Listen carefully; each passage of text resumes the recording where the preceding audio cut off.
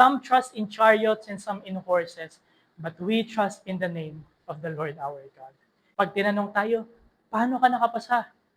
Because I trust in the name of my Lord and Savior, Jesus. Kuya Doms, ang hirap kasi. Ang hirap kasi, Kuya Doms, magtiwala kay Lord.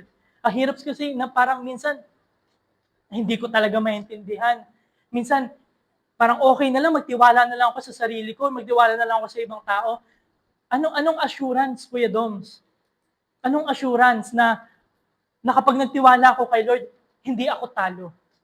Kaya mo sabi ni David, "My God, in you I trust. Do not let me be ashamed." Sabi ni David, Lord, nagtitiwala ako sa iyo. Alam mong mahina ako. Alam mong hindi ko kaya. I just trust in you, Lord. And then sabi dito ni David sa Tagalog, Lord, wag mo po akong ipahiya.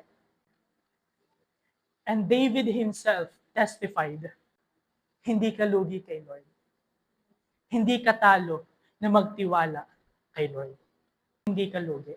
Hindi ka ipapahiya ng Lord.